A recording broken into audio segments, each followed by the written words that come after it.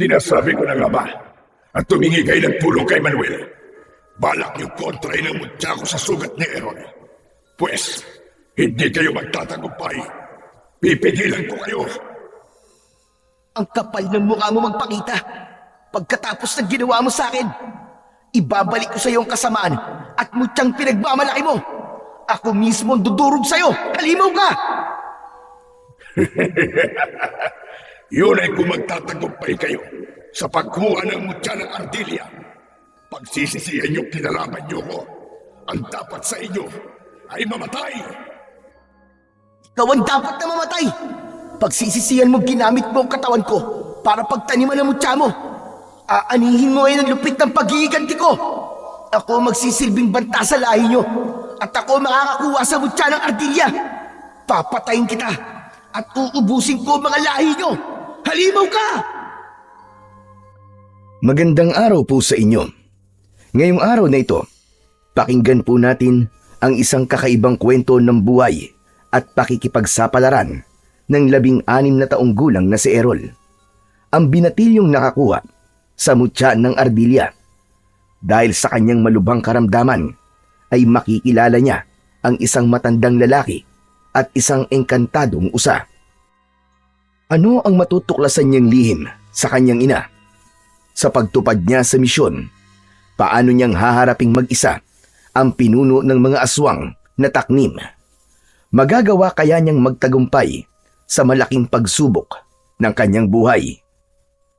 Ngunit bago po ang lahat mga idol, huwag po nating kalimutan mag-subscribe at i-hit ang notification bell sa aking YouTube channel na Apong Isaak at The Voice Addict para sa mas marami pang makapigil hiningang kwentong aswang at katatakutan mula sa mundo ng kababalaghan. Umpisahan na po natin ang kwento. Ano ba masakit sa iyo, anak? Kanina ka pang namimilipit sa sakit ng tiyan. Ano ba kasing kinain mo? Tay, sobrang sakit po talaga eh. Parang sasabog na po ang tiyan ko sa sobrang sakit. Hindi po sa loob eh, kundi sa malaking sugat ko po sa tiyan. Pakiramdam ko po, may insektong gumagalaw-galaw sa sugat ko. Ay nako, yan na nga ba ang sinasabi ko sa iyo, Roy? Kung binabantayan mo na lang sana ang anak mo, kesa magbuhat sa palengke ng mga isda, di sana alam mo kung anong dahilan kung bakit masakit ang tiyan ng anak natin. Tignan mo nga oh, may sugat na pala siya sa tiyan. Hinintay mo pang lumala. Tigil-tigilan mo ako, Lena. Ikaw ang ina. Dapat ay alam mo nangyayari sa anak mo. Bakit ako sinisisi mo? Hindi porket mas maganda ang trabaho mo sa akin, ay aasta ka na. Parang ikaw lang ang nagpapakain sa pamilya natin. Tay, Nay, wag na po kayo mag-away. Dalhin niyo na lang po ako sa ospital. Talagang masakit na po ang sugat ko sa tiyan eh. Ospital? Pambili nga ng bigas na isasaing natin ngayon wala tayo. Di gumawa ka ng paraan. Mangutang ka kung kinakailangan. Sus naman, Roy. Sino magpapautang sa atin ngayon? Kung bakit naman kasi hindi ka pa humanap ng mas maayos-ayos na trabaho, hindi sana natin kailangan mangutang ng pera. Ay nako, heto na naman tayo. Bakit ba sa tuwing nagkakaproblema tayo sa akin mo lahat itinatambak at sisi? Aba, Roy, tungkulin mo rin naman na mag-alaga sa anak natin. O baka naman nagsisisi ka na pinakasalan mo ko at tinanggap ang responsibilidad sa amin ng anak ko. Hoy, Lena! Kahit na kailan ay hindi ko pinagsisiyan na makasama kayo sa buhay ko. Si Errol ang pinag-uusapan natin dito ha. Hindi ang tungkol sa ating dalawa. 16 na taong gulang na yung anak mo. Hindi na yan alagaan. At saan ka ba nagpupunta ha, Errol? Saan mo ba nakuha ang sugat na yan? Nagsimula lang naman po ito nang iniligtas ko po ang kulay itim na ibon na naipit po sa sanga ng puno ng kahoy. Nang ilagay ko po siya sa damit ko, bigla niya po akong tinuka sa tiyan. Pagkatapos po... Pagkatapos ay ano? Pinabayaan mo. Kaya yan ang nangyari sa'yo. Palibhasa, malang-mala ka dyan sa tatay mo. Mahina ang isip. Hoy, Lena! Ako malapit na ako mapuno sa'yo ha. Sinasabi ko sa'yo, tatamaan ka na talaga sa akin. Palagi mo na lang ako sinasabihan na walang isip. Bakit? Pinapabayaan ko ba kayo? Ginugutom ko na ba kayo? Oo, hindi mo nga kami ginugutom. Pero kung hindi kita tinulungan sa trabaho mo sa palengke, malamang gutom lang talaga ang mangyayari sa amin ng anak mo. Kulang pa ang sinasahod mo sa pang-araw-araw nating pangangailangan. Pagkatapos, madalas ka pang umuuwi na laseng o di naman kaya ay talo sa sabong. Kaya nga ako napilitang magtrabaho dahil ayaw ko na balang araw mamatay kami ng anak mo sa gutom. Eh bakit? Nagutom na ba kayo? Itinigil ko na ang alak at sabong dahil nagsasawa na ako sa bunganga mo. Tay, Nay, pwede po ba wag na po muna kayo mag-away? Lalo na po sumasakit ang tiyan ko eh. Eh kasi naman itong nanay mo eh. Palagi na lamang ako sinisisi kapag napapahamak ka. Parang wala na akong ginagawang tama sa pamilyang ito. Hayang ka na naman sa linya mong yan. Apa sandali, Errol. Bakit babasa ang damit mo? Ayan no, kitang-kita sa kulay puting damit mong pang itaas. Parang kulay dilaw na malagkit. Yun na nga po sinasabi ko sa inyo, Tay. Nay, parang may kung ano po mga hayop sa loob ng katawan ko. Wala po silang tigil sa paggalaw. Naghihibot po na parang naghahanap po ng malalabasan. Sobrang sakit na po talaga. Kaya nakikiusap po ako sa inyo. Dalhin niyo na po ako sa ospital o kahit sa albularyo lang po. Matagal na po itong sugat ko. Halos 1 buwan na po ito. Ano ka mo? 1 buwan? Diyos ko naman, Errol. Bakit ngayon mo lang sinabi? Pinalala mo pa. Patingin niya ako, anak. Diyos ko po, saan mo ba nakuha ito? Abay lintik, Roy. Tignan mo sugat ng anak natin sa tiyan. Diyos ko, Errol. Anong klaseng sugat yan? Nagnanaknak na. At kitang-kita pa tumitibok-tibok ang sugat mo. Ayan o, magang-magana. Namumulat nangingitim na rin ang palibot ng sugat mo. Mukhang hindi ito tuka ng ibon na. Lumaki na at malapit nang umabot sa sikmura mo. Anak, bakit ngayon mo lang sinabi kung kailan malala na? At parang nabubulok na ang laman ng sugat mo. Yan na nga ba sinasabi ko sa'yo, Lene? Hindi mo inaalagaan ang anak natin. Aba, at ikaw naman, wala kang kwenta ka ba? Ang hayop na ito, kung makapagsalita ka, alam mo'y nagagampanan ng pagiging ama niya. Bakit? Tama lang naman na sinasabi ko. Ikaw lang ang nakita kong ina na hindi alam ang mga nangyayari sa anak. Tumigil na po kayo, tama na. Tama na po. Nakakapagod na madalas yung pag-aaway. Kaya nga po inilihim ko sa inyo to eh. Dahil alam kong pagtatalunan lamang nyo. Pasensya ka na, anak. Sandali lang. At ikukuha mo na kita ng pamalit ng damit. Muling nahiga sa katre, nagawa sa kawayan ang may 16 na taong gulang na si Errol. Habang nararamdaman niya ang pagtibok-tibok ng kanyang sugat sa tiyan. Totoo ang sinabi niya kanina na kung hindi sumakit ng sobra ang sugat niya, ay hindi siya dadaing sa kanyang mga magulang. Dahil alam niyang pagtatalunan lamang ng mga ito ang tungkol sa kanya at hindi nga siya nagkamali. Labandera ang kanyang inang si Aling Lena at magbubuhat naman ng mga banyerang isda ang kanyang amang si Mang Roy sa palengke. Madalas ng mga ito na pagtalunan ang konting kita ng kanyang ama. Pero alam naman niyang ginagawa lahat ng kanyang ama para lang maibigay sa kanila ang pangangailangan ng kanilang pamilya. Ang kanya namang ina ay nagiging mainitin na ang ulo sa tuwing maliit ang iniaabot na sahod ng kanyang ama. Kaya ang ginagawa na lang ng kanyang ama ay aalis na lamang sa bahay at babalik kapag tulog na ang kanyang ina. Kaya naman natuka ng ibon si Errol ay dahil ng gabing yun ay sinundan niya ang kanyang ama sa kakahuyan. Hindi ito pinakain ng hapunan ng kanyang ina, kaya't balak niya sanang dalhan ito ng makakain. Kaya lang ay nangyari yun sa kanya. Aksidente siyang tinuka ng ibon na tinulungan niya, kaya napauwi siya ng maaga. Ang napapansin niya sa sugat niya sa tuwing sumasapit ang gabi, saka lang ito nagtititibok sa sakit. Ilang sandali pa ay bumalik na ang kanyang ina. May dala na itong kulay itim na pang itaas na damit, habang ang kanyang ama naman ay tahimik na nakaupo malapit sa bintana habang nakatanaw sa labas. Sige na, Errol anak. Magpalit ka na ng damit. At ikaw naman, Roy. Wala ka bang gagawin? Hindi mo ba dadali ng anak natin kay Lolo Manuel? Ano ka mo? Kay Lolo Manuel? Aba, sa gitnang kakahuyan yun nakatira. Anong masama kung sa gitnang kakahuyan siya nakatira? Saan naman sa ospital? Bakit? May pera ka bang pampa-ospital sa anak natin? Hindi yun ang iniisip ko, kundi ang oras. Madilim na at halos hindi na makita ang daan. Alam mo naman na maraming gumagalang aswang sa baryo natin eh. Anong pipiliin mo? Yung kaduwagan mo sa aswang? O buhay ng anak mo?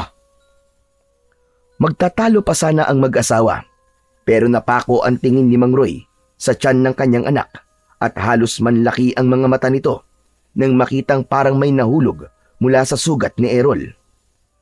Napalapit ito sa anak at pinagmasdang mabuti ang sugat niya. Nagtataka naman si Errol at maging siya ay napayuko na rin sa kanyang sugat. Ganun na lamang ang panlalaki ng kanyang mga mata nang makita ang kulay puting mga uod. Malasinulid ang nipis ng katawan nito habang bumabagsak sa kanyang banig na gawa sa abaka. Tay! Tay, ano to? Bakit may uod? Napalapit na rin ng kanyang ina sa tabi ng kanyang ama. Hindi kagad nakapagsalita ang mag-asawa habang nakaawang ang bibig. Hindi makapaniwala ang mga ito na may uod sa sugat ni Errol. Gumapang ang takot sa buong pagkatao ni Errol nang maramdaman ang mga gumagalaw-galaw sa kanyang sugat. Hindi na nga siya nakapagtimpi at napatayo na siya sa kanyang katre. Pilit na pinipispisan ang mga uod sa kanyang sugat. Tay! Nay! Tulungan niyo po ako! Ano po to? Nay! Tay! Halos hindi malaman ang gagawin habang nakatingin pa rin sa kanyang sugat. Si Mang Roy ang nakabawi sa pagkakabigla at kagad itong nagbihis. Kumuha ng itak na nakasabit sa likod ng pinto. Lena, humingi ka ng tulong kay Kapitan. Dadaling ko na si Errol sa albularyong si Lolo Manuel bago tayo pumunta ng ospital kapag nakairam ka ng pera. Tay, ang sakit na po ng sugat ko! Tulungan niyo ako, Tay! Kaya nga dadali na kita kay Lolo Manuel. Sige na't magbihis ka na para malaman natin kung anong klaseng ang sugat yan. Wala nang inaksayang oras si Mang Roy. Inalalayan nito ang anak palabas ng bahay. Inayos na muna nito ang suot na damit ni Errol, habang si Errol naman ay nanginginig ang tuhod dahil sa takot. Maging siya ay nagulat sa nangyayari sa kanya. Dati naman ay walang mga uod yun at madalas din naman niyang linisan yun ng nilagang dahon ng bayabas. Kaya hindi niya maintindihan kung bakit mas lalong lumalala ang sugat niya sa tiyan. Dahil sa pag-aalala, kitang-kita ni Errol ang pagtakbo ng kanyang ina sa labas ng kanilang bahay. Sumugod ito kahit madilim na ang paligid para humingi ng tulong sa kapitan ng kanilang baryo. Si Mang Roy naman ay dinalaan lahat ng mga bagay na kakailanganin para sa anak. Paglabas nila ng bahay ay nagmamadali na silang maglakad papunta sa kakahuyan. Tanging ang liwanag lang ng sikat ng buwan ang nagsisilbi nilang tanglaw sa daan. Habang naglalakad ay panay rin ang pagdampi ng palad nito sa noo ni Errol. Diyos ko, pagalingin niyo po sugat ng anak ko. Errol anak, sa nakikita ko, hindi na uubos sa mga uod na nalalaglag mula sa sugat mo. May lagnat ka na rin anak. Hindi baling mahirap lang tayo. Huwag ka lang magkakasakit. Lalo pa ngayon na walang-wala tayo na itabing pera. Kaya pasensya ka na anak. Kung hindi kita kagad madadala sa ospital. Di bali, Tay. Mahusay naman po manggagamot si Lolo Manuel eh. Kaya wag na po kayong humingi ng pasensya sa akin. Ako nga po ang dapat na humingi ng tawad sa inyo. Dahil pinag-aalala ko po kayo. Habol ang hininga na tinahak nilang mag-ama ang daan papunta sa bahay ng matanda. Sandali silang nagpahinga sa ugat ng puno ng lukban. Saka lang niya naramdaman ang pag-iinit ng kanyang katawan. Idagdag pa ang mas kumikirot niyang sugat. Tumutulo rin ang malapot niyang laway na hindi naman niya ipinapakita sa kanyang ama para hindi na ito mas mag-alala pa. Maya-maya pa ay nararamdaman niya ang paninigas ng kanyang daliri sa kanyang mga kamay. Nalihim naman niyang hinihilot para maigalaw. Tara na, Errol. Kailangan na nating magmadali. Nang malagyan na ng gamot ang sugat mo. Saka parang kakaiba ang simoy ng hangin sa lugar na ito. Parang may nilalang na nakasunod sa atin dalawa. Tay, pakiramdam niyo lang po yun. Kaya mo pa bang maglakad? Sumasakit pa ba ang sugat mo? Kaya ko pa po maglakad. Kaya lang, masakit na masakit po ang ulo ko. Malayo pa po ba tayo sa bahay ni Lolo Manuel? Tumangulang si Mang Roy bilang tugon sa tanong ni Errol. Nagsimula na ulit silang maglakad at pinasok naman nila ang madilim na bahagi ng kakahuyan. Kasunod nun ay ang malawak na taniman ng palay. Habang naglalakad ay panay na rin ang linga sa huli ang daan ni Errol. Nararamdaman na rin niya ang nararamdaman ng kanyang ama. Lalo pa at may naririnig na siyang yabag ng paa na sumusunod sa kanila. Saka lang nabaling ang atensyon ni Errol sa daan na bahagyang nasisikatan ng liwanag ng buwan hanggang pagsapit sa gitnang kagubatan kung saan natatanaw naman niya ang taniman ng palay. Biglang napahinto sa paghakbang si Mang Roy at mabilis na hinila sa braso ang nakatayong si Errol. Halata sa kanyang ama ang pagmamadali sa paghakbang na parang may nakita itong nakakatakot na nilalang. Tay, bakit po tayo nagmamadali? Huwag ka ng maraming tanong, anak. Basta't bilisan mo na lamang ang paglalakad.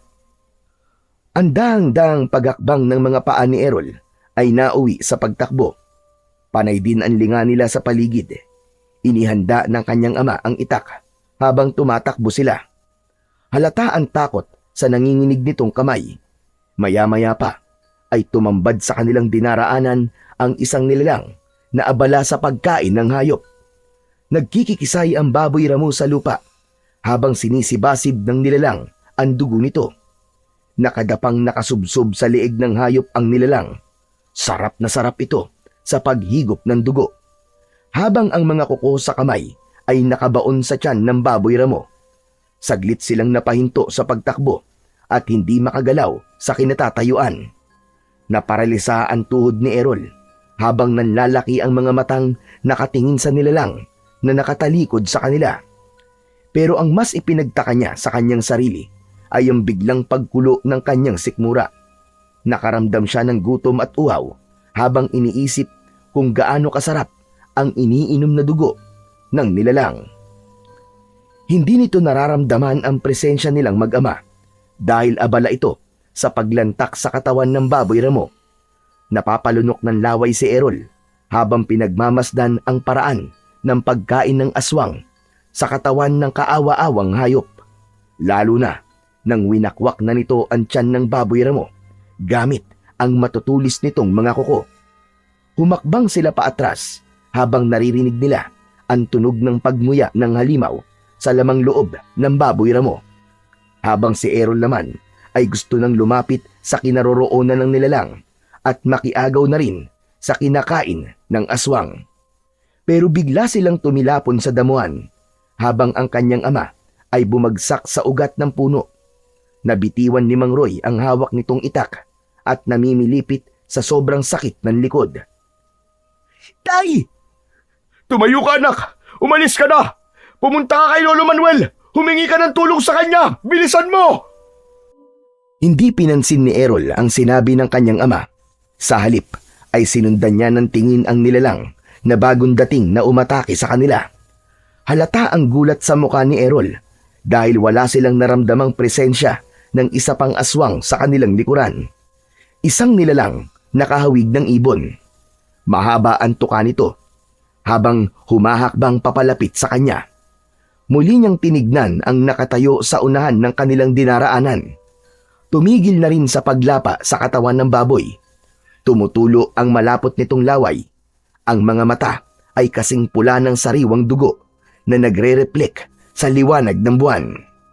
Dahil madilim ang bahaging kinatatayuan ng halimaw, tanging ang kumikislap lang nitong mga mata ang nagbigay ng palatandaan kay Errol na aswang ang nanakit sa kanila. Nakita niyang pinilit ng kanyang ama ang tumayo, sabay takbo papalapit sa kanya. Diyan ka lang sa likod ko, Errol. Kapag nakakita ka ng pagkakataon, tumakbo ka na. Iligtas mo na ang sarili mo. Tay, hindi kita iiwan dito. Humakbang pasulong ang dalawang halimaw na ang agwat kay Errol ay dalawang dipa. Pangiwi-ngiwi ang muka ng halimaw na parang natutuwa sa kanila. Humarang ang kanyang ama sa unahan niya at matapang na pinagbabantaan ang dalawang halimaw. Nakatingin lang ang mga ito kay Errol na parabang lampasan ang tingin sa kanyang tiyan. Naaamoy ng mga ito ang sugat niya. Inilabas ng mga ito ang malasangan nitong mga dila habang dahan-dahang humahakbang papalapit sa kanila. Paatras namang humahakbang ang mag-ama habang hindi inaalis ang tingin sa dalawang halimaw. Huwag kayong lalapit, mga hayop kayo. Anak, mauna ka na kay Lolo Manuel. Ako nang bahalang humarap sa mga halimaw na to. Kunin mong itak sa lupa at tumakbo ka ng mabilis. Baybayin mo ang daan sa dulo nito. Nandun ang bahay ni Lolo Manuel. Bilis! Tumakbo ka na, anak! Hindi ko hahayaang makatakas sa batang yan. Siya ang kailangan ko, hindi ikaw. Halika, lumapit ka. Ang kailangan ko lang naman ay ang dugo ng binatilong yan. Pagkatapos, ay hahayaan ko na kayong umalis. Mamamatay na muna ako bago niyo makuha ang anak ko! Ganun ba? Pagbibigyan kita. Hindi ako magdadalawang isip na paslangin ka.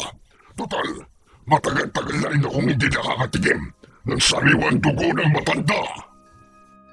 Minsan na tayo nagkaharap at hindi ko hahayaan na pati buhay ng anak ko ay kukunin mo. Kaya kung ayaw mo mamatay, hayop ka. Umalis ka na sa dadaanan namin. Hindi ko alam kung bakit ginugulo mo ang pamilya ko. Habang abala sa pakikipag-usap ang kanyang ama, ay patakbo siyang lumapit sa kinaroroonan ng itak. Mabilis niyang dinampot yun at lumapit sa kanyang ama, habang ang kanyang sugat sa tiyan ay muli na namang sumasakit. Tumayo siya sa unahan ng kanyang ama at itinutok niya ang kanyang itak sa aswang na nagsasalita, habang ang kasama nito ay nananatiling nakatayo sa likod ng halimaw na parang hinihintay lang ang utos ng pinuno nito. Hindi ka pa rin ba nadadala? Takot na takot ka noon nung una tayo magkita. Kaya huwag ka nang magpanggap na matapang. Akala mo ba ay magtatagumpay ka sa pagtakas sa binatilyong yan? Kahit saan pa kayo magpunta, maaamoy at maaamoy ko ang sugat niya sa katawan. Kung ganun, ikaw ang may gawa nito sa tiyan ng anak ko. Gusto mo bang patunayan ko pa? Sa isang iglap ay bigla itong nagsaibon. Hindi siya maaaring magkamali.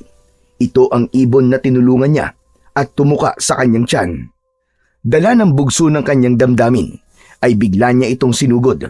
Muntik tamaan ang kanina pang nakatayong halimaw, subalit nakailag ito. Galit na galit si Errol na kahit naririnig niya ang boses ng kanyang ama ay hindi siya nagpaawat. Sakto, sa pagbabalik ng anyo nito bilang isang taong ibon, pinagsususuntok nito ang kanyang tiyan. Pasadsad sa lupa na bumagsak si Errol habang namimilipit sa sakit. Walang hiya ka! Anong ginawa mo sa anak ko? Mabilis na inagaw ni Mang Roy ang itak sa kamay ni Errol at ang kanya namang ama ang sumugod sa pinuno ng halimaw. Kitang-kita niya na hinawakan ng nilalang ang kamay ng kanyang ama at sinuntok ito sa sikmura ng 2 beses. Parang binabayo ng maso ang kanyang dibdib dahil sa lubhang pag-aalala. Kaya't pinilit niyang tumayo para tulungan ng kanyang ama. Kaya lang, binuhat ng pinuno si Mang Roy at inihagis sa puno na malapit din sa kanyang kinaroroonan. Hindi nito nabitiwan ang itak. Tay! Mga hayop kayo! Sinaktan niyo ang ama ko! Lumapit siya sa kinatatayuan ng pinuno at sinipa niya ang masailang bahagi ng katawan nito. Hindi ito natinag at sa halip naramdaman niya ang paghawak ng mga kamay ng alagad nito sa kanyang braso. Lumapit ang nilalang sa kanya at inilabas ang malasangan nitong dila. Akma na sanang kakagatin siya nito sa kanyang leeg, ngunit bumagsak naman ito sa lupa. Nakita niyang nataga ito ng kanyang ama sa ulo, gamit ang matalas na itak. Hindi ka magtatagumpay. Malapit ko ng putuli ng sungay mo. Makikilala rin kitang halimaw ka. Sunod naman na inatake nito ay ang nilalang na may hawak sa braso ni Errol. Bumitaw ito sa pagkakahawak sa kanya at umaangil na paatras na humahakbang. Sabay atake ni Mang Roy ng taga rito. Tinamaan ito sa leeg, kaya naman bumagsak din ito sa lupa habang hawak ang sugat nito. Natatakot na po ako, Tay. Umalis na po tayo rito. Bakit po ba gusto nila akong makuha? Ang kanasanang tatakbong palayo ang dalawa nang biglang nahawakan sa paa ang kanyang ama. Nakagat ito sa binti. Napasigaw si Mang Roy dahil sa sakit. Pinagtulungan ng mga ito ang kanyang ama. Dahil sa takot at pag-aalala niya para sa kanyang ama, dinampot niyang muli ang kanyang itak at tinaga ang mga ito sa katawan. Dahil sa sakit, ay siya naman ang binalingan ng mga ito. Habang si Mang Roy ay bumagsak sa lupa habang hawak ang binti na nasugatan. Kitang-kita ni Errol na humilom ang sugat ng mga ito sa katawan. Gulat na gulat siya sa kakayahan ng dalawang aswang. Biglang nagbago ang mga anyo nito. Nagsaasong gubat ang mga ito habang umaangil na nakalitaw ang malalagari nitong mga pangil. Mabilis na bumangon si Mang Roy at paika-ika itong tumakbo papalapit sa kanya. Tara na, Errol! Hindi natin sila matatalo! Hindi sila tinatabla ng itak! Ano pang hinihintay mo? Tumakbo ka na! Huli na para humakbang papalayo si Errol dahil mabilis na silang inatake ng mga aswang. Lumukso ang kulay puting asong gubat. Sakto ang bagsak sa unan ng kanilang daan. Habang ang kanyang ama ay muling tumilapon sa damuhan dahil sinunggaban naman ito ng kulay itim na asong gubat. Nakangisi itong tumingin sa kanya na tila ba siya naman ang isusunod nito sa kanyang ama. Inihagis sa kanya ni Mang Roy ang itak at kinuha niya yon sabay tutok sa mga ito. Huwag kayong lalapit, mga hayop kayo! Kundi, ibabaon ko sa inyo ang itak na to! Mas lalong lumapad ang pagkakangisi ng dalawang asong gubat habang umaangil na parang asong nauulol. Maya-maya pa ay lumapit na ulit sa kanya si Mang Roy at ito na mismo ang humawak sa itak. Sumugod ito sa dalawang asong gubat para bang sanay na sanay ito sa pakikipaglaban sa mga ito. Ilang beses din itong nagpasirko-sirko sa ere para umatake sa mga kalaban kahit may iniinda itong sakit sa paa. Nagawa nitong makipagsabayan sa mga aswang. Sinuntok nito ang kulay puting asong gubat sa muka. Bumagsak ito sa lupa, kasunod naman ng kanyang pagtaga sa kulay itim na asong gubat. Bumagsak ito sa lupa, kasunod ng paglukso ni Mang Roy at tinamaan naman ito ng taga sa tiyan. Ubod lakas nitong ibinaon ng itak sa nakahigang kulay itim na asong gubat. Ibinaon ni Mang Roy ang talim nito sa dibdib ng aswang. Hindi pa ito nasiyahan at sa pamamagitan ng pagtalon ay mas ibinaon pa nito ang itak sa dibdib nito. Nanginginig ang kamay ng aso habang pilit na tinatanggal ang nakabaon na itak sa dibdib nito, ngunit hindi nito maalis-alis. Katapusan na ng pambibiktima mo kasama ng pinuno mo. Hindi ka nabubuhay ng tama mo sa dibdib dahil pinuntirya ko na ang puso mong halimaw ka. Binalingan ng kanyang ama ang pinuno ng aswang na nakahiga pa rin sa lupa. Bigla itong nagsaibon at lumipad naman papunta sa nakatayong si Errol. Naramdaman na lang ni Errol na may magaspang na kamay ang sumakal sa kanyang leeg. Nang ito ay magsataong ibon, umangat ang kanyang paa sa lupa. Sinipa niya ang masailang bahagi ng katawan ng aswang, pero dahil sa maikli ang kanyang mga paa, ay nauwi lang sa wala ang pagpupumiglas niya. Napansin niyang dahan-dahang lumalapit ang kanyang ama sa gawin nila. Nang lilingon na ang halimaw, ay mabilis na tinakbo ng ama niya ang kinatatayuan ng aswang. Nakita niyang tinaga nito ang ulo ng aswang, kasabay din ang pagtaga sa brasong may hawak sa leeg ni Errol. Naihagis ng nilalang ang katawan ni Errol. Kasama siyang bumagsak sa damuhan ng halimaw. Naramdaman niya ang masakit na pagtama ng kanyang likod sa lupa. Maliksing kumilos ang kanyang ama para sana itarak ang talim sa dibdib ng aswang. Ngunit bago pa man maibaon ang talim ay nagsaibon na ulit ito at lumipad sa impapawid. Dismayadong napasipa sa damuhan si Mang Roy bago tumingin sa nakahigang anak. Halika na anak. Kaya mo bang tumayo? Sigurado kong hindi na babalik yun. Tay, paano niyo po nagawa yun? Kapag isa ka ng ama at nasa sitwasyon kang katulad dito, lalabas din ang tapang mo para ipagtanggol ang iyong anak. Hindi sila nagbibiro, Errol. Balak nilang patayin ka at alam kong may kinalaman ang sugat mo sa tiyan. Kaya kailangan natin pumunta sa bahay ni Lolo Manuel para humingi na ng tulong. Inalalayan siyang tumayo ng kanyang ama kahit nararamdaman pa rin niya ang sakit ng sugat sa kanyang tiyan. Wala silang imikan habang naglalakad hanggang sa pagtawid sa pilapil ng taniman ng palay. Pagkalipas lamang ng ilang minuto ay narating na nila ang maliit na kubo ng matanda. Nakabukas pa ang ilaw nitong gasera kaya alam niyang gising pa ito. Tao po! Tao po, Lolo Manuel! Si Roy po ito! Tao po! Tulungan niyo po ang anak ko! Nakarinig naman ng mag-ama ng yabag ng paa papalapit sa nakasaradong pinto. Maya-maya pa ay dahan-dahang bumukas ang pinto at sumilip ang matanda. Nagulat ito nang makita sina Mang Roy at Errol. Aba, Roy, ano't napasugod kayo? May nangyari ba? Tulungan niyo po kami, Lolo Manuel. Gamutin niyo po ang sugat ng anak ko. Aba, sige, pumasok kayo sa loob. Dali, bilisan nyo. Parang may mabigat na enerhiya bumabalot sa anak mo.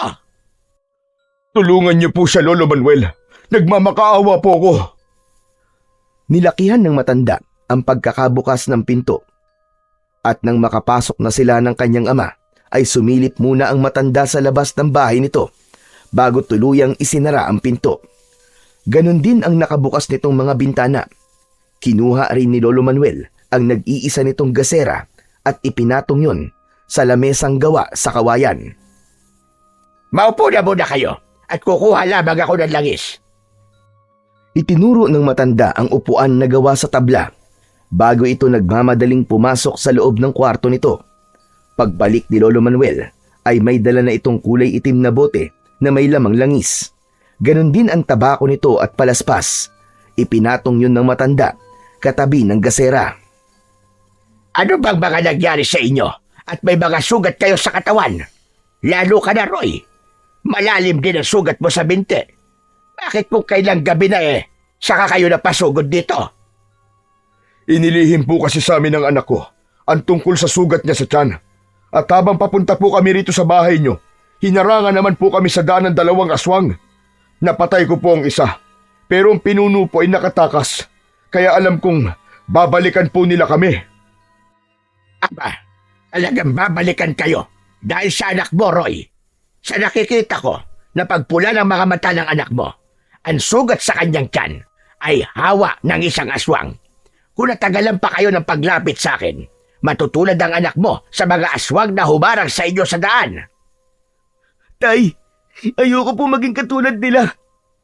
Gamutin niyo na po ako, Lolo Manuel. Nakikiusap po ako sa inyo. Ayaw mo pala maging aswang ka. Bakit ginawa mo ito? Bakit naglihim ka sa mga magulang mo? At kung kailan malala na at hindi mo na kaya ang sakit, ay saka mo lang sinabi sa mga magulang mo.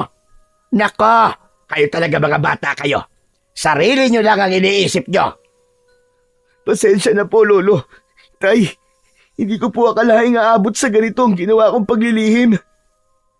Ano po bang dahilan ng pagkakaroon ng sugat ng anak ko, Lolo Manuel? May mga nakita na po kasi akong uod sa sugat niya.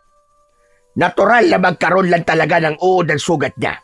Dahil ang layunin nito ay unti-unting kainin ang mga laman niya. Tinaniman siya ng mutya ng mga aswang. Kaya hindi siya titigilan ng mga ito hanggat hindi nasisipsip ang dugo niya. Kailangan matanggal ang mutya sa sugat niya para mapigilan ang pagkalat ng hawa ng aswang sa buong katawan niya. Alos pagsakluban ng langit at lupa si Errol nang marinig ang sinabi ng matanda. Biglang nagtaasan ang mga balahibo niya sa katawan at ginapangan ng takot sa kanyang dibdib. Maya-maya pa ay itinaas ng matanda ang kanyang damit at nanlalaki ang mga mata nito nang makita ang malaking sugat sa kanyang tiyan. Dali-dali itong nagdikdik ng palaspas, saka inilagay sa langis na ibinuhos naman sa kanyang sugat. Kasunod ang pagsindi nito ng tabako at binugahan ng usok ang kanyang sugat. Nawala ang sakit ng kanyang sugat at napalitan yon ng ginhawa sa kanyang pakiramdam. Nang muli niyang tinignan ang kanyang sugat, ay wala na ang mga uod na gumagapang. Namatay ang mga ito sa langis na ipinahid ng matanda. Nang maibalik na ng matanda ang kanyang damit, ay saka naman nagsalita ang nag-aalala niyang ama. Paano po matatanggal ang mutya ng aswang sa sugat ng anak ko, Lolo Manuel? Ngayon, ang magagawa ko lang ay pigilan ang sakit sa sugat niya. Kailangan niyang humanap ng kontra sa mutya. Isang mutya na magpapalabas sa mutyang nakabaon sa sugat niya. Lolo Manuel, ano po bang klaseng mutya? Ang mutya ng squirrel o ardilya. Kailangan mo makahanap ng mutya na kukontra sa mutya ng aswang. Pero, bakit naman nila tinaniman ng mutya ang anak ko? Saka ano po bang klaseng aswang ang mga umatake sa amin kanina? Sila ang mga nilalang na may kakayahang magpalit-palit ng anyo. Pero mas kilala sila sa pagpapalit ng anyo bilang isang kulay itim na ibon. Kung tawagin sila ay mga aswang na taknim o nilalang na mahilig magtanim ng kanilang mutya sa katawan ng biktima. Kailangan nilang balikan ang biktimang napagtaniman ng kanilang mutya upang patayin. Kumakain din sila ng mga hayop na 4 ang paa. Pero, bakit nga po kung tinaniman nila ng mutya, Lolo? Dahil ikaw ang natsyempuhan nila. Yun lang yun. Hindi naman sila namimili ng pagtataniman. Balak nilang hawaan ka ng pagiging aswang nila at pahirapan na rin dahil sa mga pansarili nilang dahilan. Kaya kailangan mo erol ng mutya ng squirrel bago ka pa matutong kumain ng tao o kaya naman ay mapatay nila. Paano po ako makakahanap ng mutya ng squirrel, Lolo? Sa pusod ng gubat ay merong isang pamilya ng mga squirrel o mas kilala sila sa tawag dito sa Palawan na ardilya. Mataas silang tumalon na parang lumilipad at may kakayahang magpalipat-lipat sa katawan ng mga puno. Kaya mahirap silang hulihin. Ang mutya ay hawak mismo ng pinakamatandang ardilya at binabantayan ng mga elementong nakatira sa gubat. Mag-iingat ka sa pagkuha dahil maaari ka mapahamak. Sa sandaling makuha mo na ang mutya, kailangan mo yun lunukin. Sa ganung paraan, unti-unting lalabas sa sugat mo ang kulay itim na bato na may mutya ng aswang. Lolo Manuel, sasamahan ko po ang anak ko. May sandata po bang may pantatapat sa mga nilalang na nagbabantay sa mutya ng ardilya? Oo, Roy. Pwede mo siyang samahan para makakuha ng mutya. Pero hindi mo siya pwedeng tulungan na harapin at kalabanin ang tagapagbantay nito. Isa siyang engkantadong usa o taong usa. Kaya nararapat na matalo ito ng mismong kukuha ng mutya. Tay, natatakot po ako. Baka mapahamak lang po ako dun. Kaya mo yan, anak. Kesa maging aswang ka habang buhay. Wala kang pagpipilian. Kailangan mong gumawa ng paraan para gumaling ka. Bukod pa ron, ay magtataglay ka ng kapangyarihang tatalo sa mga aswang na taknim. Ikaw ang magsisilbing banta sa kanilang buhay kung sakaling magtagumpay ka sa pagkuha ng mutya. Pansamantala lang ang pagkawala ng sakit sa sugat mo. Babalik din ang kirot niyan pagkalipas ng 2 araw.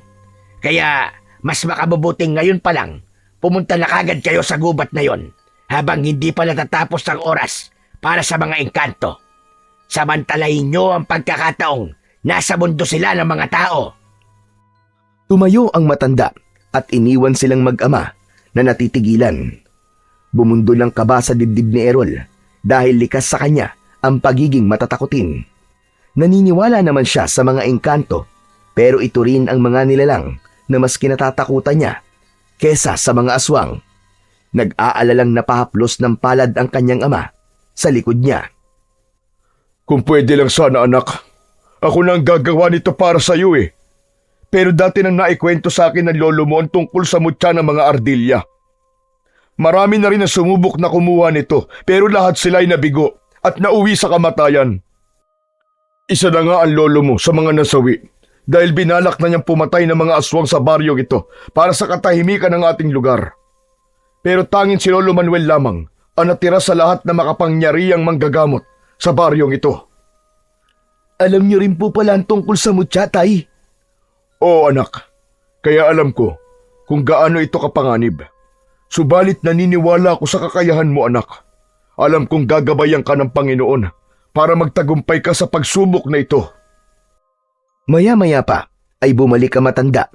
May dala itong lumang latigo. Inabot nito yon sa kanya, habang ang itak naman ay dala ng kanyang ama. Kung sakaling may humarang sa inyo sa daan, o di kaya naman ay mapalaban kayo sa mga engkantadong nagbabantay sa mga ardilya, may magagamit kayong panlaban sa kanila. Marami pong salamat sa tulong nyo, Lolo Manuel. Ay nako, walang ano man yun, Roy. Para ano pat hindi ko kayo tulungan.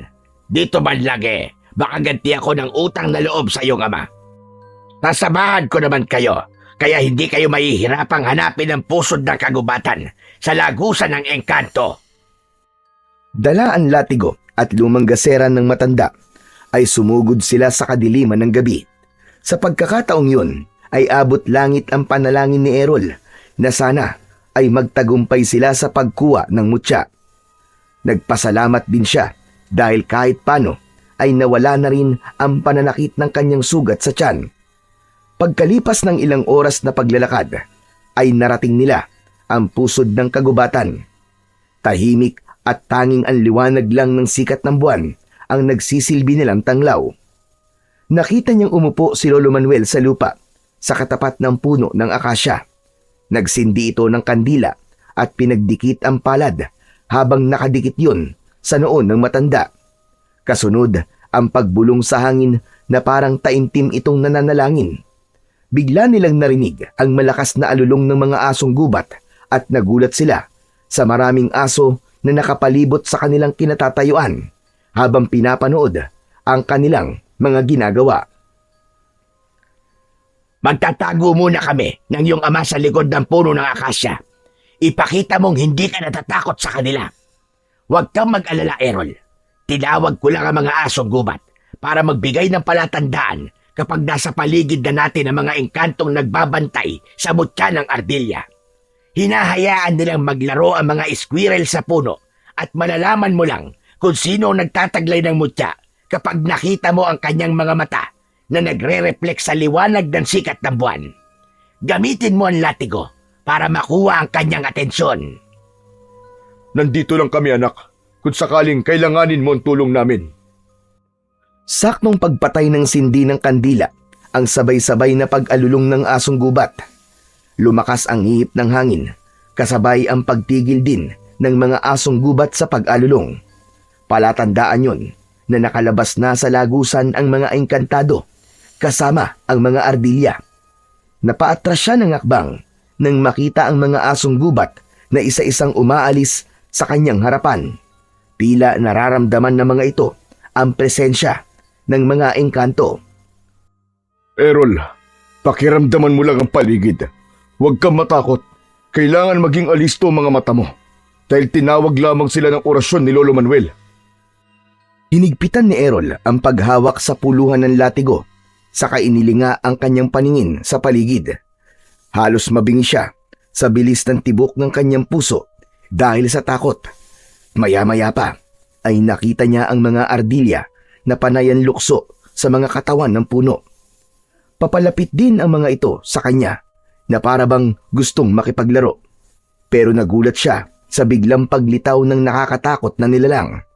Kalahating tao at kalahating katawan ng usa ang engkantadong nagbabantay sa mutya ng ardilya.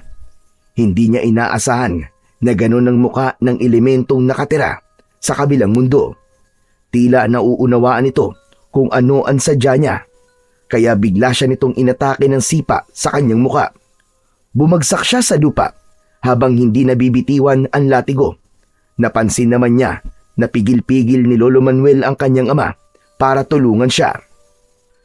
Hindi ako makakapayag na matalo ako sa labang ito. Ayoko maging aswang. Kaya kailangan ko lumaban para sa mutya. Hindi ko hahayaang manalo ang kasamaan sa kabutihan. Sa pagtayo naman ni Errol, ay napansin niyang papasugod sa kanya ang kulay itim na ardilya. Matatalas ang pangil nito na mukhang daga.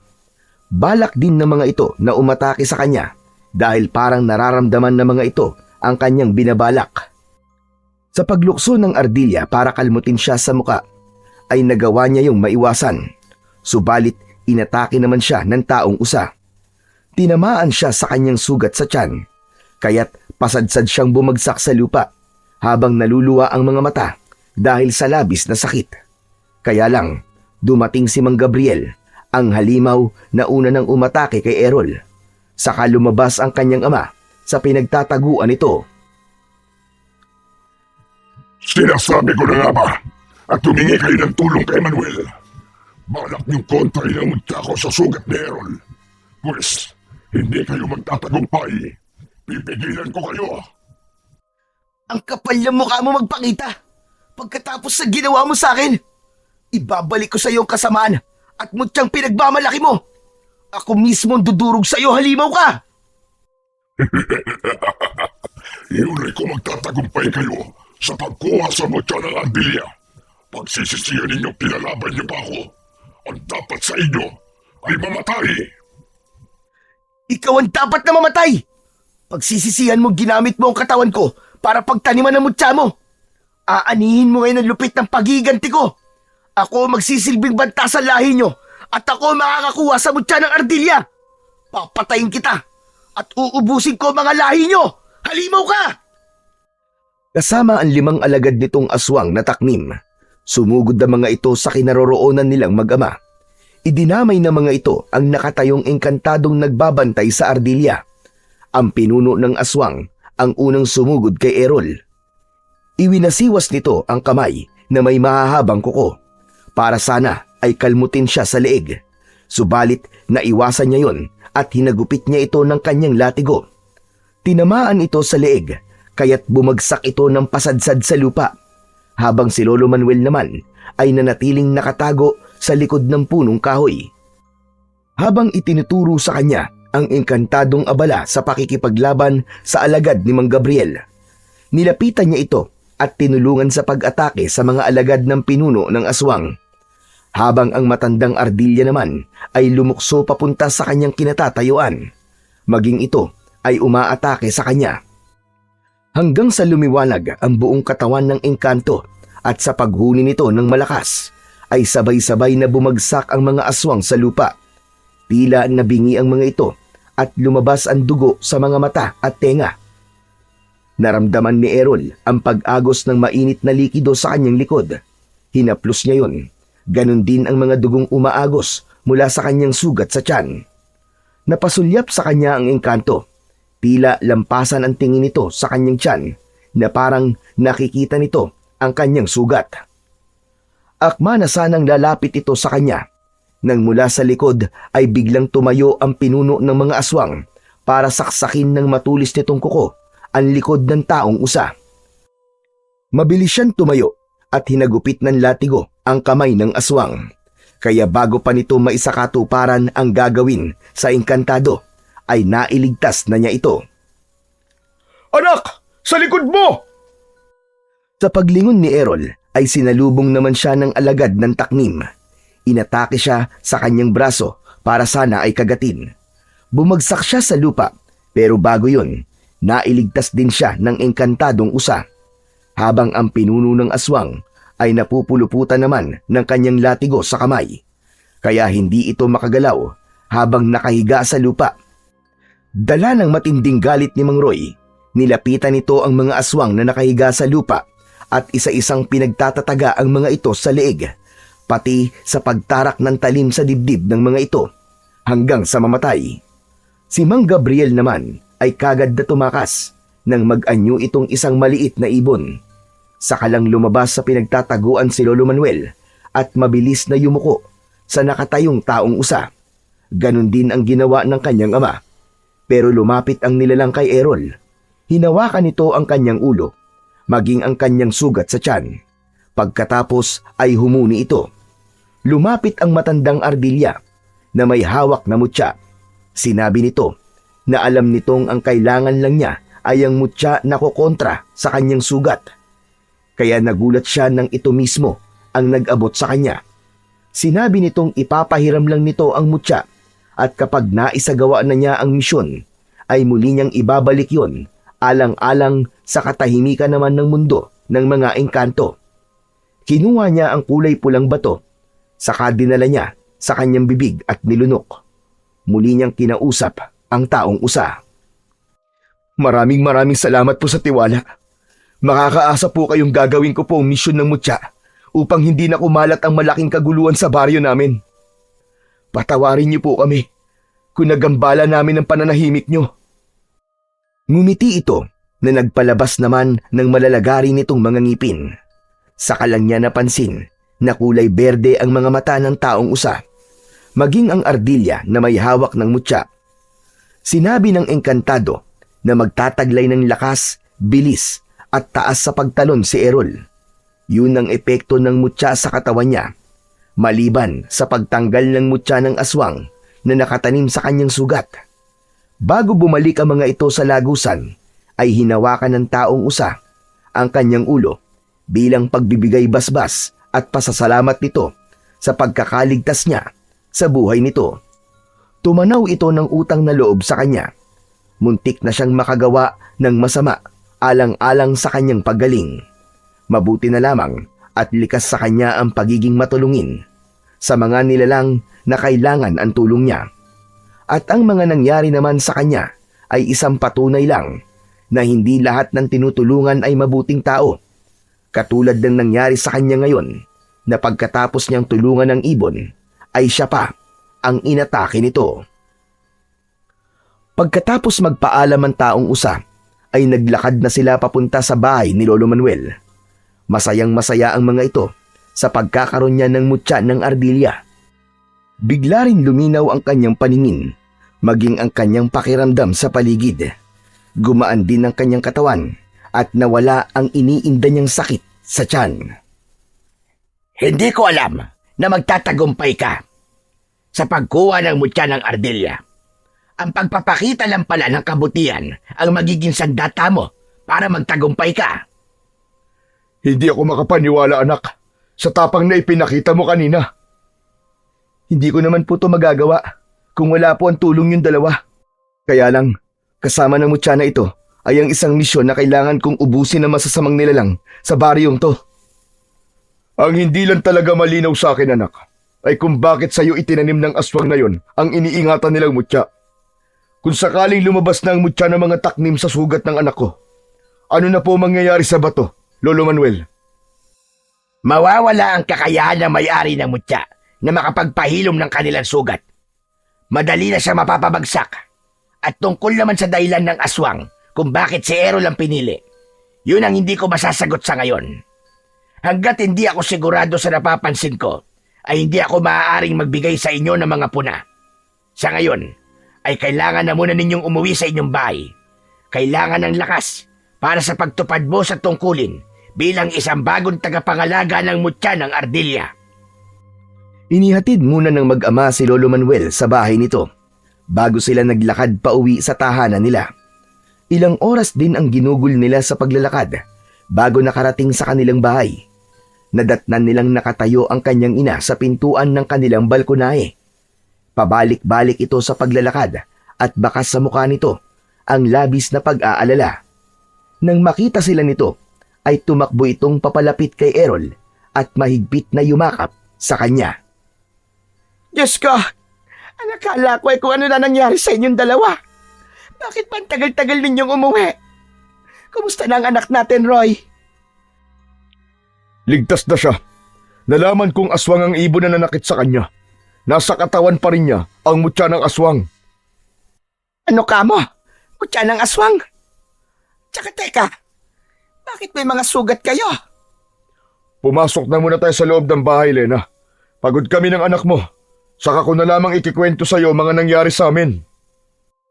Nauna nang pumasok sa loob ng bahay si Mang Roy habang naiwan naman silang mag-ina. Habang si Errol naman ay mahigpit na hinawakan ang latigong nasa kamay. Inalalayan siya ng kanyang ina na pumasok sa loob ng kanilang bahay hanggang sa kanyang silid. Sige na anak, magpahinga ka na muna. At bukas na lamang natin pag-usapan ang mga nangyari sa inyo ng iyong ama. Saka ito lumabas sa kanyang kwarto habang maingat na isinasara ang kanyang pinto. Maya-maya pa ay narinig niya ang mahinang yabag ng paa ng kanyang ina papalayo sa kanyang silid. Bigla niyang naramdaman ng pagod at antok, kaya naman inihiga na niya ang kanyang katawan sa katre. Itinago niya ang latigo sa ilalim ng kanyang unan, saka mariing ipinikit ang kanyang mga mata. Hindi na malayan ni Errol na nakatulog siyang nakalaylay ang kanyang mga paa sa katre. Kinabukasan ay nagising siya sa mahinang boses ng kanyang ina sa labas ng kanyang silid. Tila may kaaway ito sa labas. Dahan-dahang iminulat ni Errol ang kanyang mga mata at nagulat siyang mataas na ang araw nang tumingin siya sa bintana. Bumangon siya sa kanyang higaan at pinakinggan ang boses ng kanyang ina. Sanay na siya sa araw-araw na pag-aaway ng kanyang mga magulang, pero ibang boses ang naririnig niyang kausap ng kanyang ina. Anong ginagawa mo rito? Ang kapal ng mukha mong tumuntong sa pamamahay ko pagkatapos ng mga ginawa mo. Bakit? Masama bang bisitahin ang babaeng mahalaga sa buhay ko? Tumigil ka. Makakaalis ka na. Bago ka pa maabutan ng asawa ko at marinig ka ng anak ko. Hindi pa ba sapat sa'yo na sinira mo na ang buhay ko? Pati ba naman kami mag-asawa ay guguluhin mo pa? Umalis ka na at huwag ka na magpapakita sa akin kahit kailan. Hindi ako makakapayag na ipagtabuyan mo na lang ako ng basta. Babawiin kita sa lalaking ipinalit mo sa akin. Anong ipinalit ang sinasabi mo? Kahit na kailan, hindi naging tayo. Walang tayo. Kaya yan ang itatak mo sa isip mo. Igilan mo na ang panggugulo sa amin. Tahimik na ang buhay ko. Pwes, hindi mo mararanasan ang katahimikan sinasabi mo, Lena. Gagawin kong miserable ang buhay mo. Huwag mong hintayin na may mangyaring masama sa asawa at anak mo. Kaya bibigyan pa kita ng pagkakataong mamili. Sumama ka sa akin, kapalit ng buhay na mag-ama mo. Subukan mo na nasaktan ang mag-ama ko. Lalong-lalo na ang anak ko. At pagsisisihan mo ang gagawin mo. Isinusumpa ko yan. Ako mismo ang papatay sa'yo. Hindi na ako natatakot sa banta mo, Lena. Tandaan mo ang sinabi ko. Alam mong hindi ako nagbibiro. Aking ka lang at wala nang ibang makikinabang sa'yo. Hindi mo ako pag-aaring hayop ka. Umalis ka na sa harapan ko. Dahil kung hindi, sisigaw ako at ipapahuli kita sa mga pulis. Kapag hindi ka pa tumigil sa panggugulo sa akin, gagawin ko ring miserable ang buhay mo. Babalik ako, Lena. At sa akin ka rin babagsak. Halos manginig ang katawan ni Errol dahil sa palitan ng salita ng kanyang ina at ng lalaking kausap nito. Hindi alam ni Errol na may pinagdadaanan palang ganun ang kanyang ina. Napasilip siya sa siwang ng kanyang pintuan at sakto yun na nakita niya ang lalaking balbas sarado at nakakatakot ang itsura na parang hindi papahuli ng buhay.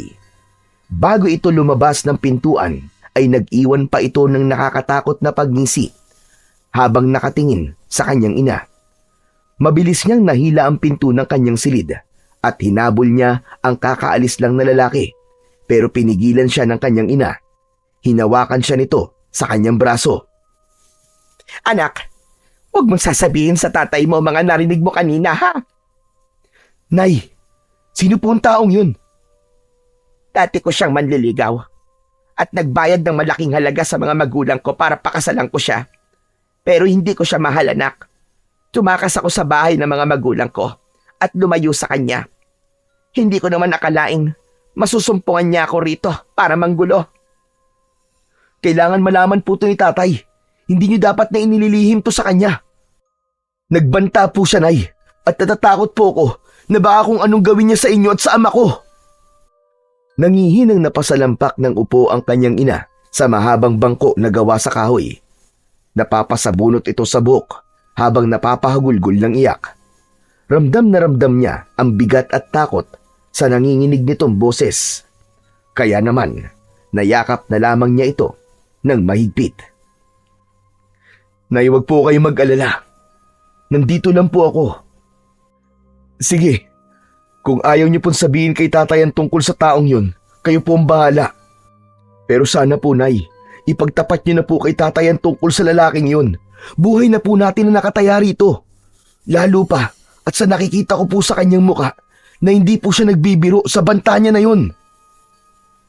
Alam ko, anak. At napatunayan ko na yon. Kaya nga natatakot ako sa gagawin niya.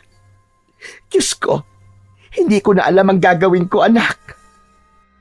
Isang malalim na buntong hininga ang pinakawalan ni Errol bago niya iniwan ang kanyang ina. Buong araw na inabala ni Errol ang kanyang sarili sa pagsasanay ng palihim gamit ang kanyang mutya at latigo. Maya-maya pa ay nakaramdam naman siya ng pananakit ng kanyang sugat.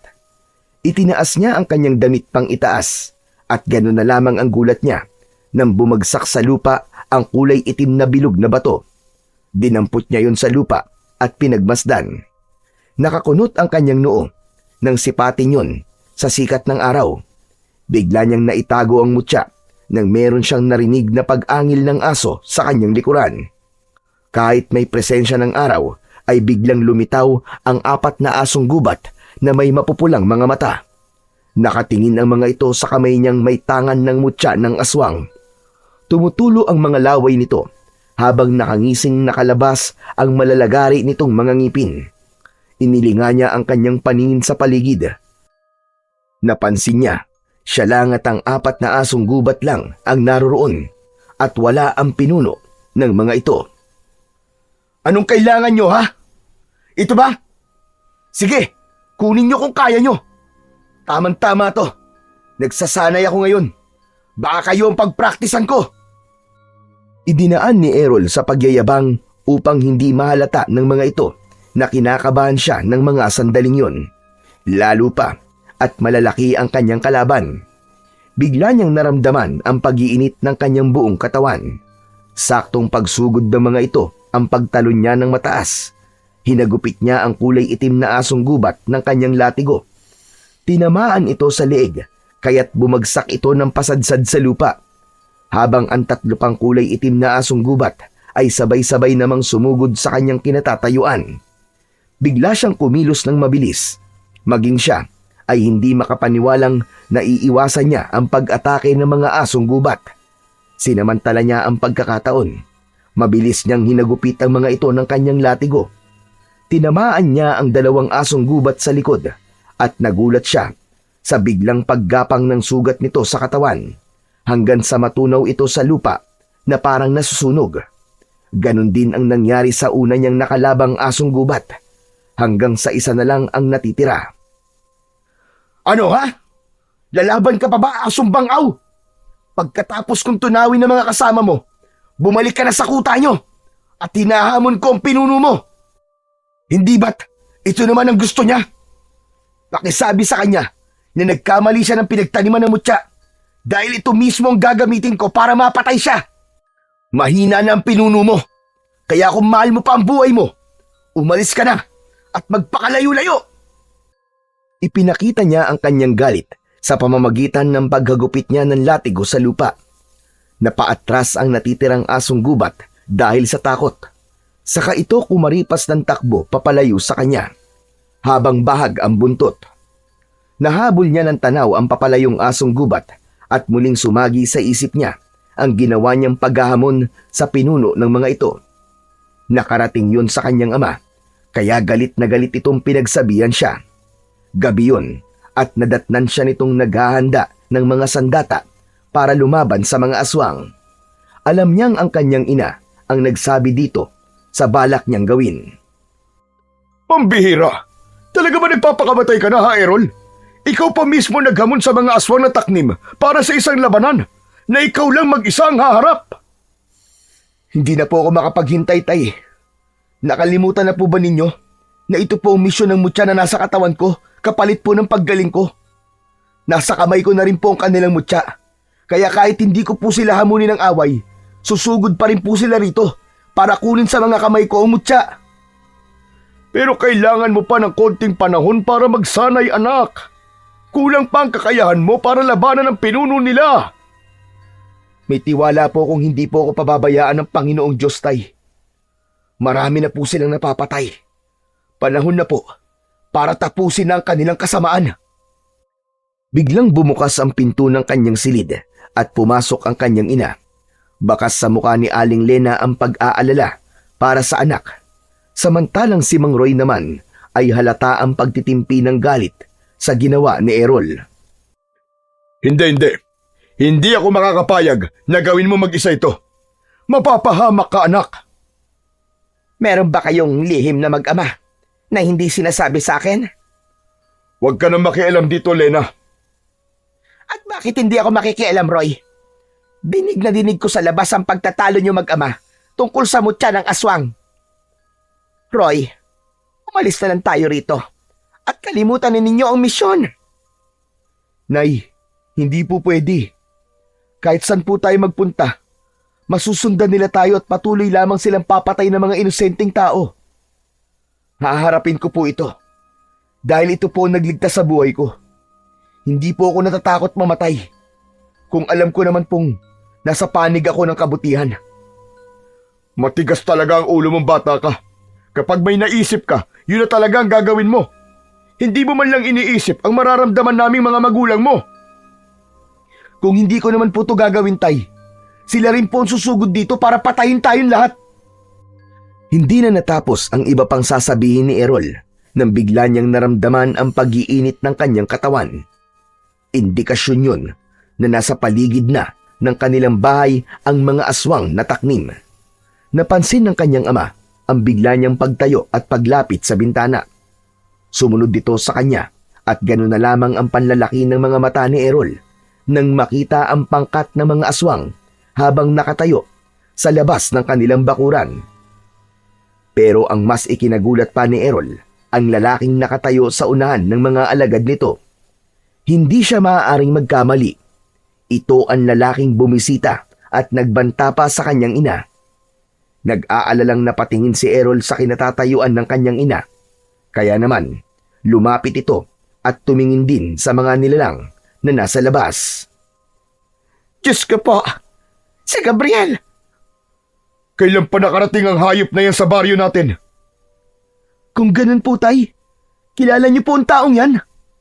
Oo, anak. At hindi ko akalaing siya pala ang pinuno ng mga aswang. Ang totoo ay nagpunta siya rito at pinagbantaan niya ako, Roy. Patawarin mo ko kung inilihim ko to sa'yo. Hindi ko alam na siya pala ang pinuno ng mga aswang. Huwag kang mag-alala, Lena. Hindi ko hahayaan na magtagumpay ang hayop na yan. Nasaktan tayo. Kaya pala, ganun na lamang ang galit niya sa akin. Ilabas niyo na ang hambog na batang yan. Pinatay niya ang mga alagad ko. Ngayon naman, hinahamon niya ako. Ako na mismo lumapit sa inyo. Pagmasdan mo, Lena, ang gagawin ko sa pinagmamalaki mong pamilya. Hindi ka magtatagumpay, hayop ka! Pinasahan mo ako ng mutya. Ngayon naman, bawiin niyo sa akin kung kaya mo! Anak, huwag mong gawin ito. Tumakas na tayo. Sa palagay ko, ay tama ang anak mo, Lena. Walang mangyayari kung patuloy tayong tatakas para lumayo sa kanya. Lalaban na kami ng anak mo. Yun na lang ang tanging paraan. Roy, nakikiusap ako. Umalis na tayo. Tumakas na lang tayo at magpakalayo-layo. Alam mo kung ano ang dahilan. Ayokong dumating ang oras na pareho natin pagsisihan ito. Tumigil na po kayo, Nay. Nakapagpasya na po kami ni Tatay. Ito na po ang tamang pagkakataon para maisagawa ang misyon. Hindi na hinintay ni Errol na pigilan pa siya ng kanyang ina. Mabilis siyang lumukso sa bintana at hinarap ang mga nakatayong aswang na taknim. Paglapat ng kanyang paa sa lupa at paglatag niya ng kanyang latigo ay kitang-kita niya kung paanong nagbago ang anyo ni Mang Gabriel. Naging isang ibon ito at agad na lumipad para atakihin sila. Hinagupit niya ito sa ere, subalit bigla siyang bumagsak sa lupa nang atakihin siya ng dalawang kulay puting asong gubat. Akma na sana siyang kakagatin sa katawan nang biglang lumukso ang kanyang ama sa paanan niya at walang pag-aalinlangan na tinaga nito ang mga asong gubat. Tinamaan ang aso sa likod at bumagsak ito.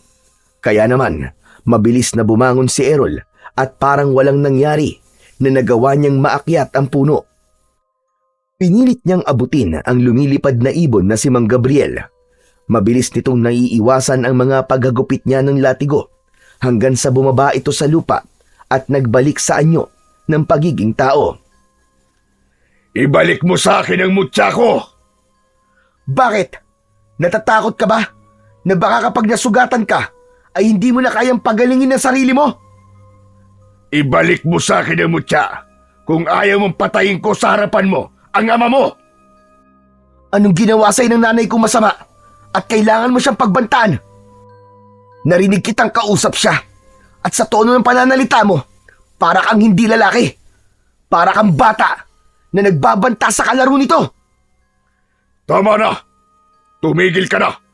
Wala kang alam. Kapag nagkaroon ako ng pagkakataon, pagpipira-pirasuhin ko ang katawan mo at ipapakain kita sa mga alagad ko! Ginagawa yan, hindi sinasabi. Bakit hindi ka lumapit? Agawin mo sa mga kamay ko, mutya. Akala mo ba natatakot pa ako sa'yo? Ikaw ang dapat na matakot sa akin ngayon. Inilabas ni Errol ang kulay itim na bato ng mutya sa kanyang bulsa. Kaya mas lalong naging agresibo ang pagsugod nito sa kanya. Habang ang kanya namang ina ay panayan sigaw sa bintana. Takot na takot itong humihingi ng tulong sa mga kapitbahay. Kaya lang, walang gustong makialam. Lahat sila ay takot sa mga aswang. Naramdaman ni Errol ang pagtama ng kamao ni Mang Gabriel sa kanyang muka. Ngunit hindi siya natinag. Sa halip, mataas siyang tumalon at hinagupit niya ng latigo ang ulo nito. Pagbagsak niya sa lupa, ay natumba rin ito sa lupa habang namimilipit sa sakit. Nasugatan ito sa ulo, kaya hindi kagad ito nakabangon. Akma na sanang lalapitan niya ito, pero nakita niya ang kanyang ama na pinagtutulungan ng mga asong gubat. Kaya't lumapit siya sa mga ito at pinaghahagupit niya yon ng kanyang latigo. Bumagsak ang mga kalaban sa lupa. Sa kanya inalalayang tumayo si Mang Roy at dinala sa ligtas na lugar. Ang mga asong gubat ay unti-unting bumalik sa pagiging tao. Nilapitan ni Errol ang isang lalaking may sugat sa dibdib dahil sa tama ng itak ng kanyang ama.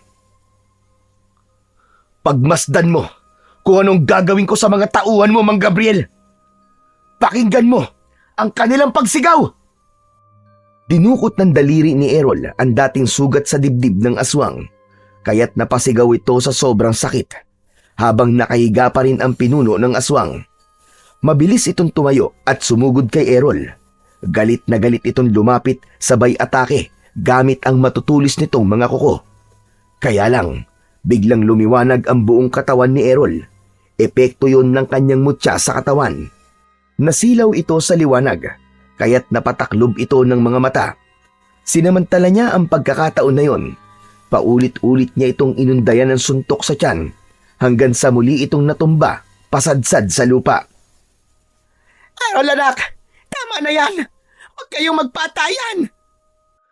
Bakit niyo po ba ako pinipigilan, Nay? Muntik na po niya akong patayin. Inilipat din niya sa akin ang mutya niya. Tapos sasabihin niyo huwag ko siyang patayin. Ang dapat po sa kanya ay burahin na sa mundo. Malakas lang ang loob mo dahil nasa katawan mo mutya ng ardilya. Babawiin ko yan at papatayin kita sa harapan ng nanay mo. Dala ng takot ay dali-daling bumaba ng hagdan ang kanyang ina at lumapit sa kanilang dalawa. Habang si Mang Roy naman ay nakasandal sa dingding ng bahay nila. Tumutulo ang dugo nito sa lupa habang tinatakluban ng palad ang sugat nito sa dibdib. Dahil sa nakita ay mas lalong bumugso ang galit niya sa dibdib. Nakita niyo po bang ginawa niya sa tatay ko, Nay? Umalis na kayo rito. Huwag niyo akong pigilan. Sinamantala ni Mang Gabriel ang pagkakataon at patakbo itong sumugod kay Errol. Nakalitaw ang pangil nito. Nakakagatin sana sa leeg ang binatilyo. Subalit malakas na sumigaw si Aling Lena. Wag kang saktan ng anak mo! Huminto sa pagtakbo si Mang Gabriel at nakakunot ang noo na napatingin sa muka ni Aling Lena, habang si Errol naman ay nakaawang ang bibig na hinintay ang iba pang sasabihin ng kanyang ina. Nakikiusap ako, Gabriel. Itigil mo na ito. Hindi na ako babalik sa'yo. Hindi ikaw ang mahal ko. Huwag mong saktan ang anak ko. Hindi pa ba sapat sa'yo na sinira mo ang buhay ko? Teka, Lena. Paanong nangyaring anak ko siya? Sumagot ka. Nagbunga ang kahayupan mo sa akin. Nagbunga ang pang-aabuso mo ng gabing yon. At si Roy ang sumalo sa kahihiyan at responsibilidad mo bilang isang ama. Lumayo na ako dahil gusto kong lumayo sa kasamaan mo. Pagkatapos, natuntun mo kami para lang muling guluhin ang buhay ko. Hindi. Hindi totoo yan. Nagsisinungaling ka lang para hindi ko siya paslangin. Pagmasdan mo ang kanyang mga mata, ang kanyang labi. Sino ang nakikita mo? Sumagot ka. Hindi ka ba nagtataka na mabilis mong naitanim sa kanyang mutya mo bilang aswang? Dahil kadugo mo siya. Anak mo siya, Gabriel. Sariling dugot laman. Hindi. Hindi, Nay. Hindi ko siya ama. Wala akong dugong aswang. Hindi ka nahahawaan ng pagiging aswang, anak. Dahil likas na sa dugo mo ang pagdaloy ng pagiging aswang mula sa iyong ama. Pero iba ka sa kanya, anak. Dahil lumaki kang mabuting tao, pinalaki ka ng iyong ama na may mabuting puso. Pero siya, sagad sa impyerno ang kasamaan niya. Nagmahal lang ako, Lena. Kaya ako yung nagawa sa'yo. Kaya ako naging masama. Pero hindi ko kayang patayin ang sarili kong anak. Sinabi ko naman sa iyo, di ba? Pagsisisihan mo ito kung napatay mo ang iyong anak. Subalit huli na ang lahat para itama ang pagkakamali. Dahil may paniniwala ang mga aswang na taknim na kung sino man ang tataniman ng mutya ng aswang ay kailangan mamatay sa kamay nila at maiinom ang sariwa nitong dugo. Tumayo ang mga aswang na nakahandusay sa lupa. Ganon din ang iba pang nagtatagong aswang sa likod ng mga puno. Napaatras si Errol sa dami ng aswang na lumitaw sa kanilang harapan. Nay, alalayan niyo po si tatay papasok sa bahay natin. Ako po ang haharap sa kanila. At hindi ko patatawarin ang pinuno nila. Kahit siya pa ang tunay kong ama. Anak, wag. Nakikiusap ako. Huwag niyo na po akong pigilan, Nay. Ginahasa lamang kayo ng demonyong yan. Kaya naging anak niyo ako. Pero kailanman ay hindi ko siya matatanggap na ama. Ang dapat sa kanya ay magdusa at mamatay. Mag-iingat ka, anak. Hindi kita pipigilan sa desisyon mo. Dahil kahit ako nasa katayuan mo, papatayin ko ang demonyong yan dahil sa pagsira niya sa buhay ni Lena. Tumigil na kayo, parang awa niyo na. Huwag kayong magpatalo sa tawag ng galit sa dibdib niyo. Errol, anak, huwag mo itong gawin kung ayaw mo magsisi sa huli. Tama na. Alam kong walang kapatawaran ang ginawa ko. At hindi ko sinasadya yun, anak. Patawarin mo ko. Hindi ko alam na anak kita. Hindi mo ako anak, demonyo ka. At lalong hindi kita ama. Hinintay ni Errol na pumasok ang kanyang ama sa loob ng kanilang bahay. Bago niya hinarap ang mga aswang, siya ang unang lumapit sa asong gubat na nakatayo sa likuran ng kanyang ama. Pasugod ang mga ito para umatake sa kanya. Sa paghagupit niya ng kanyang latigo ay nagulat siya sa pagbabago ng kanyang anyo. Tinubuan siya ng mga balahibo sa kanyang katawan hanggang sa magmukha na siyang ardilya o squirrel. Kaagad siyang lumukso sa katawan ng puno. Sabay talon siya sa mga kalaban sa likod ng kanyang ama. Pero sadyang may angking bilis ang kalaban. Nagawa nitong mailagan ng unang pag-atake niya. Sinakmal siya ng kulay itim na asong gubat sa kanyang braso. Sa tindi ng kagat nito sa kanyang braso ay ramdam na ramdam niya ang malakas na pagsipsip nito sa kanyang dugo. Napasigaw siya sa matinding sakit. Kasabay ng pagganti niya ng kagat sa braso nito. Hindi para inumin ang dugo, kundi para matanggal ang bibig nito sa balat niya. Nabitiwan niya ang latigo at bumagsak yon sa lupa. Nagulat pa siya sa biglang pagsigaw ni Mang Gabriel. Layuan niyo ang anak ko!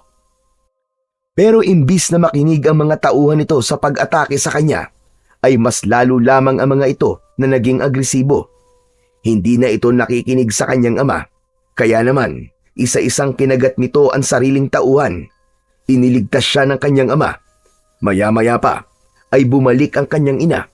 May dala itong asin at sinabuyan ang mga asong gubat, kasabay ng pagliwanag ng buong katawan ni Errol. Napaso ang mga aswang sa kanyang liwanag, kasama ang kanyang ama na bumagsak sa lupa.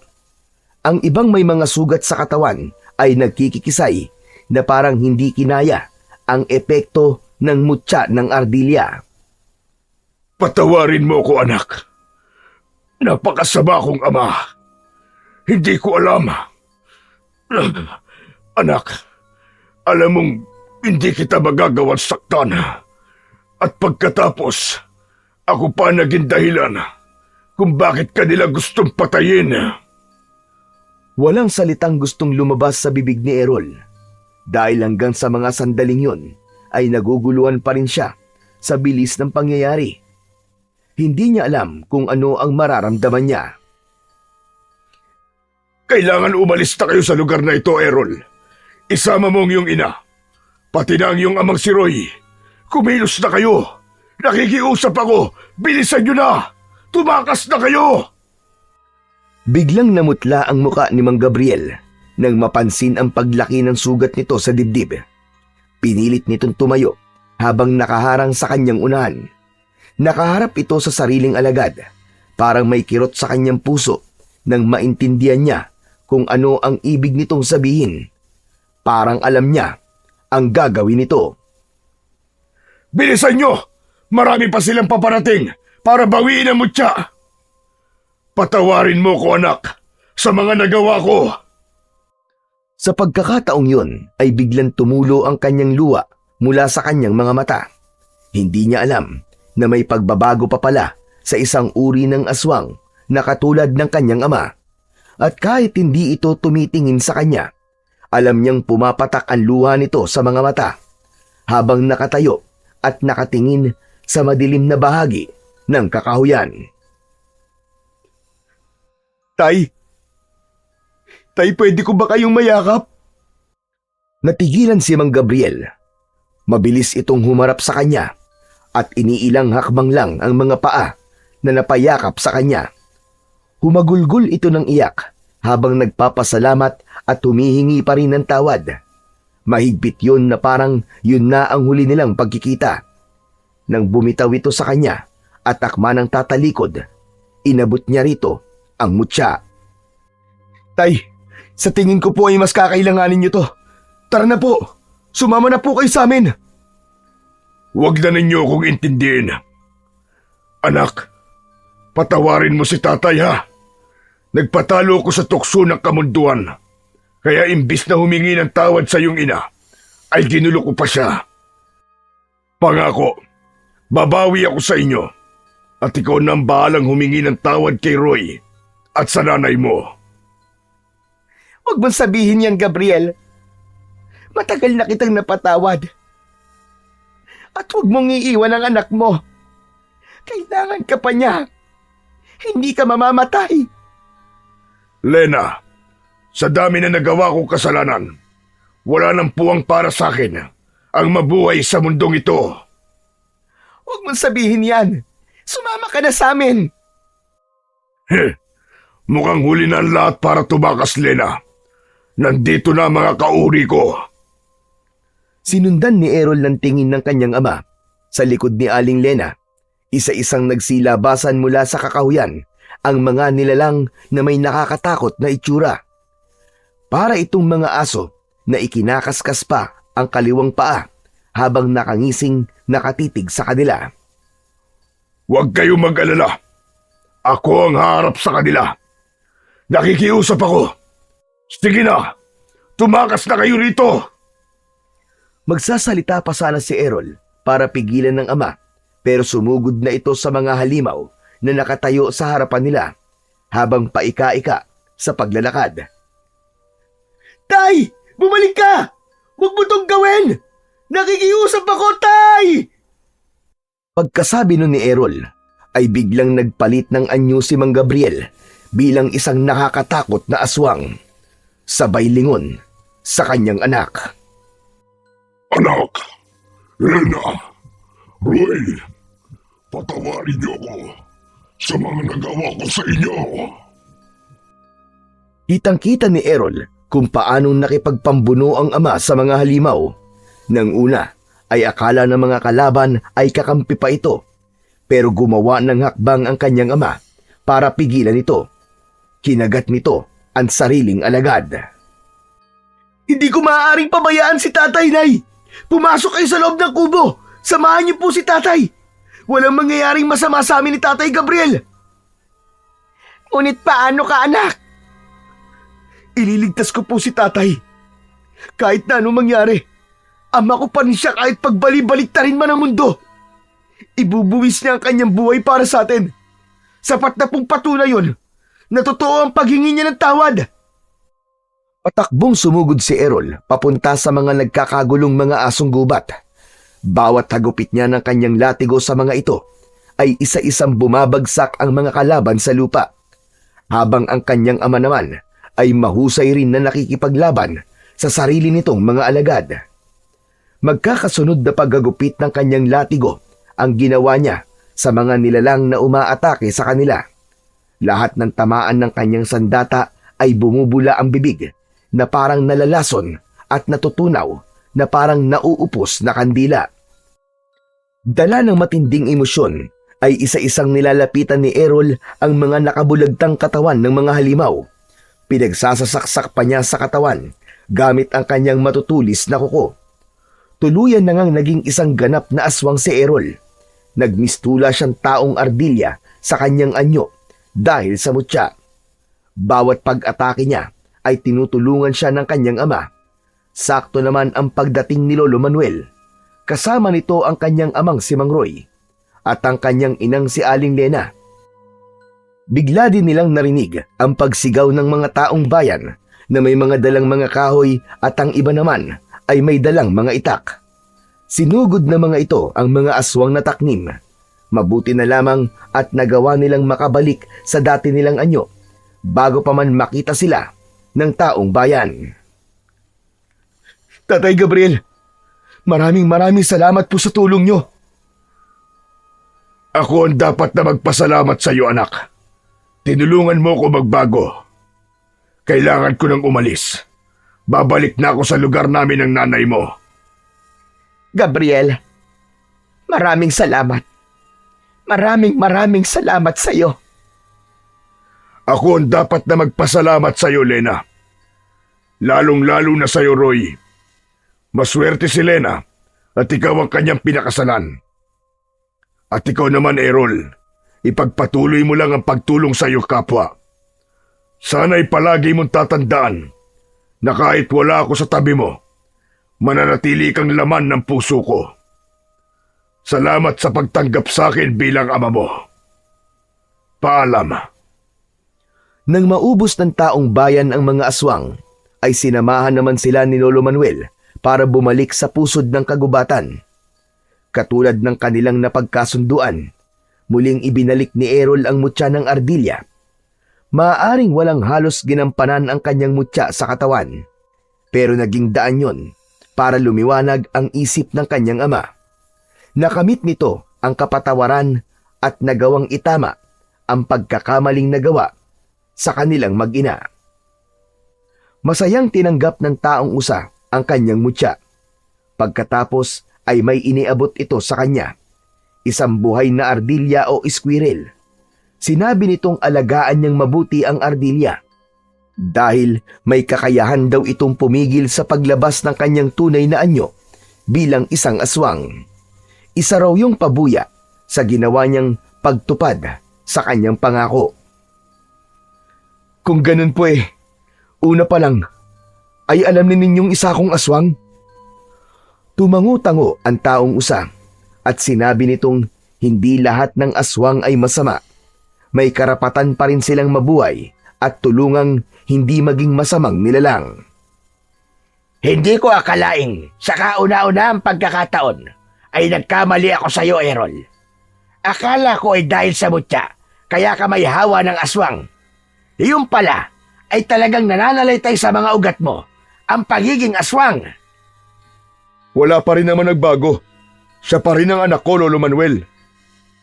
Sobra siyang nagpapasalamat sa pagtanggap sa kanya ni Mang Roy bilang isang anak. Kahit na hindi niya ito totoong ama. Kahit na kailan ay hindi nito ipinaramdam sa kanya na hindi siya nanggaling dito. Masaya silang naglakad pabalik sa kanilang tahanan. Magmula ng gabing yon ay kumalat ang balita tungkol sa mga aswang na taknim. Naging sikat si Errol bilang isang binatilyong nakakuha ng mutya ng ardilya na lumaban sa mga aswang. Ngunit hanggang sa kasalukuyan ay itinatago pa rin ni Errol sa mga kababaryo niya ang kanyang pagiging aswang. Pero ganun pa man, ginagamit niya ang pagiging aswang sa pagtulong sa kanyang kapwa, laban naman sa mga masasamang tao o sa mga aswang na manggugulo sa kanilang baryo. 2 beses sa isang buwan na dinadalaw siya ng kanyang ama at naging maganda naman ang pakikitungo nila rito. Lalo pa at tuluyan na nga itong nagbago.